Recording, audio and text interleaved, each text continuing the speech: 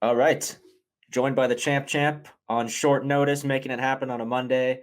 Um, First of all, where in the world are you? I've been following your Instagram account. It's Florida, and then it's somewhere else in Florida, then it's Texas. Where are you now? I'm on the American tour right now. I'm in Texas right now, and I'm just my flight got delayed, so I'm back at home here, and I'll fly out in a couple of hours to Mexico and chill at the beach for a couple of days. So Mexico's just about rest and relaxation, no training there. No, yeah, I'll lift some weights. I always This is my philosophy for life. I train every day of my life, but not as intense as I've been doing the last couple of days. Good, good. Well, I'm glad to hear that, man. You got to get some downtime too.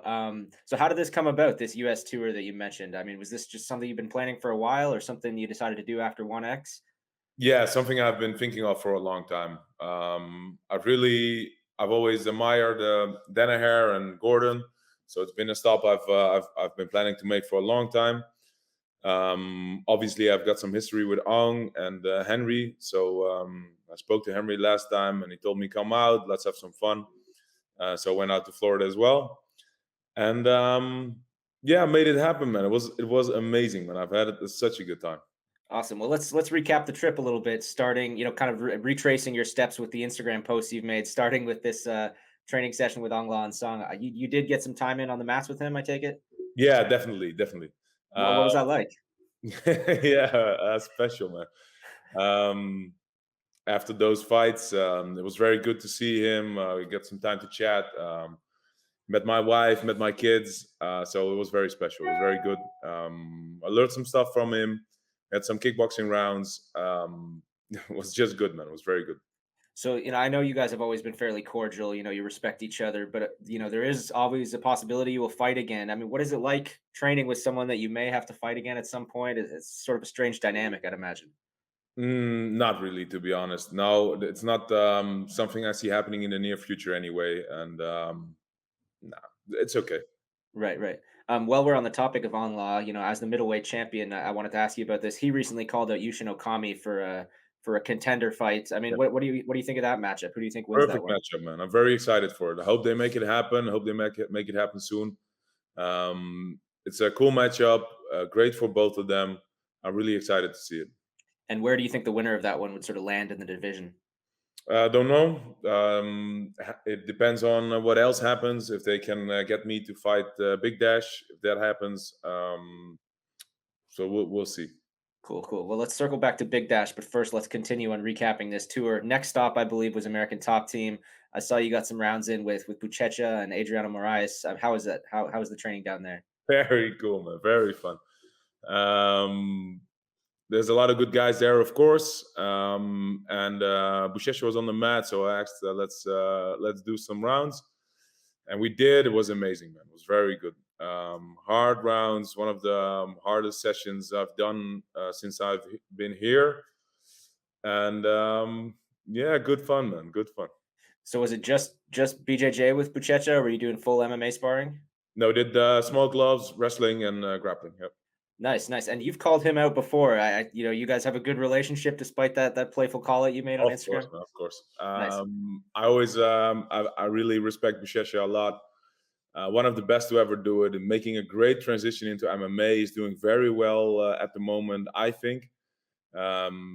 It's a shame that his fights with Rogue has not happened yet.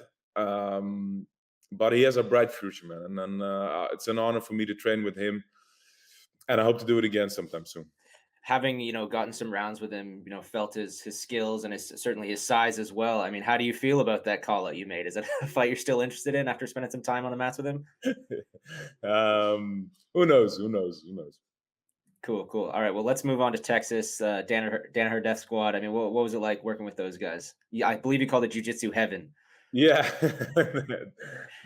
And I said, I feel dead at least. Right. Yeah, it's been a real pleasure, man. There's some guys there that nobody's heard of yet. Are going to take over the grappling scene in a short while, in the next couple of years.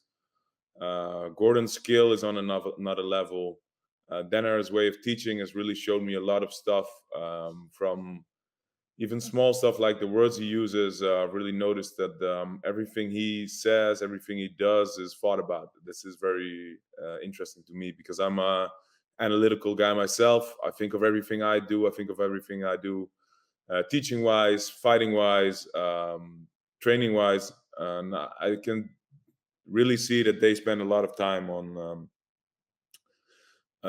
that. They really perfected their game, and it's an honor to finally train with the guys. And yeah, it was good fun, man. But after this, I can use some rest.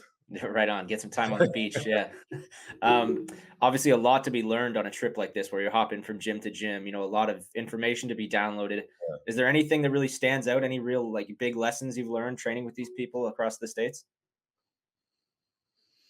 Yeah, there's a lot of stuff, man. There's so I really at Sanford, I really like the camaraderie. It's very much like at home. It's like a family, and a lot of good guys wrestling wise. Have a great wrestlers. Um, and I've picked up a lot of wrestling stuff there. A lot of stuff I can adjust or use differently. Of course, my style is not really wrestling, but some of the stuff they use I think is very applicable to my game as well. Um, I've learned some kickboxing stuff there too, which I'll definitely implement.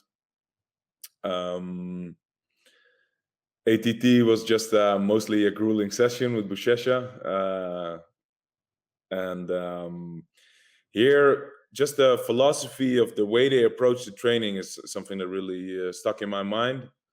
Um, there's some stuff they're not really punctual, which is annoying to me. Training starts at 1:30, but it starts at 2:15 actually. So that's something I won't be taking home. But it's the way the technical ability, they're focused on the details. It's something that I've never seen in the gym before. And And the fun thing is here, they the things John teaches, every single guy I rolled with did. So it's not like they have their own game. It's not like they focus on a specific thing or whatever. They just do the stuff that John teaches. Very cool. And these gyms, ATT and Stanford in particular, are just like huge facilities full of elite fighters from every organization imaginable. I know you have great training back home, but just in terms of like the scale, how does the training compare, to the way it is back home? Well, at the end of the day, it's just one guy you can train with, right? So you don't need a whole lot of bodies, but it's nice to see some different styles, to see some different body types is very, very good for me. Very cool. But I would never give up my home, man. I need my friends. I need my family back home to prepare for a fight. But I'm planning on doing this more often. So after every fight, I might travel a bit and see some different gyms, get some different looks, and then I'll put it to work back home. Yeah, I mean, clearly the training back home is working for you. You've won 2 world titles. I think it's going okay. Speaking of your career, you're riding this great draw with Andre Galvao at 1X. It was an awesome, entertaining fight. I was there watching it cage side. Yeah. Now that you've had a little bit of time to sort of think through it, how do you feel about the performance you had in that fight? Well, still a bit the same. It's all right. It's not the result I was coming for. Of course, I wanted to choke him out, and that's always the goal. But it wasn't his rule set.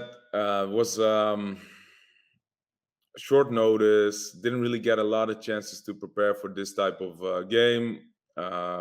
Grappling is, of course, my base in MMA, but he does nothing else, So it's no shame to get a draw. I'm all right with it, but I'm not really happy with it. Right, right. Um, Interested in doing more submission grappling now that you sort of got dipped your toes in the water? Yeah, man, it's all good fun. It's very cool. I'll do a Muay Thai match. I'll do a kickboxing match. But let's do some MMA fights first. Right. Well, let's talk about MMA. You've certainly got options. Obviously, the big one is Big Dash. I mean, what's the status on that as far as you know? So it's all about where we can get the guy, right? So because of Right. the status now with Russia, it might be hard to get him to Singapore. So we're talking about doing it somewhere else, but there's nothing in writing as of now. Right. Well, there are other options. One being Galvo. You challenged him to an MMA fight after the fact. Is that something you're still interested in? If they offered you that next, that's one you'll take. Yeah, but that's not happening, man. He's not interested in that. Okay. All right. Um, just speaking of the submission grappling stuff, I wanted to just get your thoughts on the way that One Championship is sort of really aggressively pushing into that market right now. They're signing all these young grapplers, promoting grappling matches on almost every card now. As a grappler yourself, how do you feel about this bold push they're making into the submission grappling realm? Yes, it's very cool, man. For a guy like Mikey to make a 50 grand in a night plus his normal show money, it's awesome, man. It's awesome to see. It's not easy to make money grappling, and one is definitely making sure it happens now, which is amazing to see. Cool, cool. Now I gotta ask. I believe it was fairly recently on a very recent One Championship Instagram post. You mentioned a special rules fight with three different opponents. I think it was Galani in Muay Thai, uh, Buller in wrestling, and Malakit in MMA. 3 rounds, three different rule sets. I mean, are you insane? What's going on here, man? I'm just I'm just having some fun, man. Waiting for my flight. Maybe getting a little bit But, bored. it's too easy, man. One guy, normal MMA rules. It's too easy. I'll run through all these guys. So let's give me three guys in a night. So you are though, like speaking seriously, you're interested in doing special rules stuff. If they come to you with something crazy like that, you're into it. Definitely, definitely. I'm definitely down for it. Yeah. Any other ideas? Anyone else you'd like to meet in another discipline? No, the interesting one is Angelani and Muay Thai, man. The guy is a real Muay Thai warrior. In MMA, it would not be too interesting, but in Muay Thai, it's a great matchup. So Big Dash likes to pull out. He's not. It's not too sure to get me to get a fight anytime soon. It's unsure right now. Let's have some fun in the meantime. Yeah, I've been asking a lot of One Championship fighters about this recently. The organization now promotes 4 different combat sports on the regular. As a fighter, it must be kind of nice to have these other options there at your fingertips, particularly in a situation where you don't have the options you want in your main sport in MMA. Definitely, it's good fun, man. Yeah, so I mean, you're interested in doing Muay Thai, you're interested in doing kickboxing as well, not just the submission grappling and MMA. Definitely, definitely. I've not been able to show my kickboxing skills a lot in my fights because I always get to take them down pretty easily. So yeah, I'll be down for that. I was watching you on the heavy bag recently on Instagram. I was like, damn, this guy's getting very good at the striking, man. I think you did pretty well in the striking side. Yeah, thank you, thank No problem, no problem. All right, well, let's wrap this up. I know you're a busy man. You got travel plans. You gotta go get a tan somewhere down in Mexico. you. Definitely. Um, what are your goals for the rest of this year? By the time the year's over, what do you hope to have accomplished? What would be good is at least two more fights, two MMA fights. Big Dash, let's get him done first. If he's available, that would be the best first option.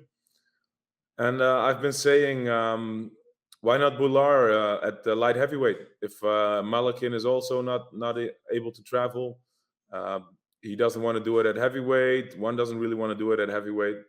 Then let's do it at light heavyweight first. Do you think that Bilar could get down to light heavyweight? Yeah, be good for his health too. Okay. I actually saw. I'm sure you saw too. He posted recently signing a contract for something. Any inklings as to what he may be up to? No, this was I think about his just his normal contract about amount of fights and stuff. I think this is not yet for a fight.